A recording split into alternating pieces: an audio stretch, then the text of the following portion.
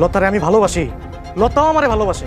খানবাড়ির পোলারে দফাদারের পোলা ভিউয়ার্স, খানবাড়ির ছেলে হচ্ছে সোহাগ, আর সে প্রেমে মজে আছে দফাদার বাড়ির মেয়ে লতার প্রেমে। তো গেল রাত্রে লতার সাথে দেখা করতে গিয়েছে সোহাগ, আর সেখানে প্রায় ধরাই খেয়েছিল। তো দফাদার সাহেব খুবই চালাক মানুষ, সে মূলত চিন্তা করে যাচ্ছে যে লতার জন্য কেউ এসেছে, আর সেটি হচ্ছে সোহাগ।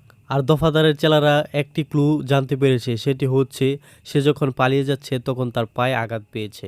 তো দফাদারের আদেশ অনুযায়ী লতার কলেজে কোনো ছেলে আশেপাশে ঘোরাফেরা করে কিনা এবং লতা কারোর সাথে কথা বলে কিনা সে বিষয়ে নজরদারি করার জন্য লোক পাঠিয়েছিল। তো ভিউয়ার্স, শেষ পর্যন্ত সোহাগ এবার ধরা খেয়েছে। অন্যদিকে ভিউয়ার্স, লতা কিন্তু তাকে মন দিয়ে সম্পূর্ণ ভালোবাসে না, সে মূলত তাকে ভালোবেসেছে সৌন্দর্য দেখে এবং তার শিক্ষাগত যোগ্যতা দেখে।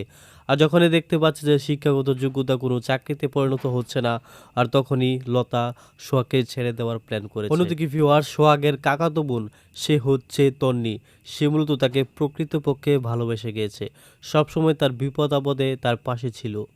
তো এখন সোহাগ কি তার প্রকৃত ভালোবাসা বুঝতে পারবে?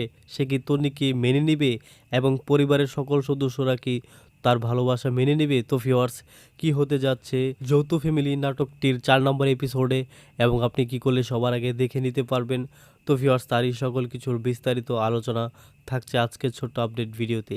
তাই ভিউয়ার্স, ভিডিওতে লাইক দিয়ে চ্যানেলটি সাবস্ক্রাইব করে ধৈর্য সহকারে সম্পূর্ণ ভিডিওটি দেখুন। কারণ ভিউয়ার্স, সম্পূর্ণ ভিডিওটি দেখলে পারলে আপনারা জানতে পারবেন নাটকটির পরবর্তী এপিসোড এবং পরবর্তী এপিসোডের মধ্যে কি কি ধামাকা হতে যাচ্ছে। তাছাড়া ভিউয়ার্স, আপনার কে কে আছেন যৌথ ফ্যামিলি নাটকটির প্রথম এপিসোড থেকে শুরু করে 3টি এপিসোড দেখে ফেলেছেন এবং 4 নম্বর এপিসোডটি দেখার জন্য অধীর আগ্রহে বসে আছেন, তা অবশ্যই কমেন্টে লিখে জানাতে পারেন। তাছাড়া ভিউয়ার্স, নাটকটি ভালোবেসে কে কোথায় বা কোন দেশ থেকে দেখছেন তাও কমেন্টে লিখে জানতে পারেন।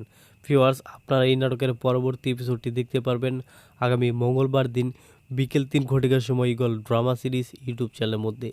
তো ভিউয়ার্স, আশা করি বুঝতে পেরেছেন। সকলে ভালো থাকবেন, সুস্থ থাকবেন এবং সেই সাথে পরবর্তী ভিডিও দেখার মতন জানিয়ে আজকের মতো এখানেই আল্লাহ হাফিজ।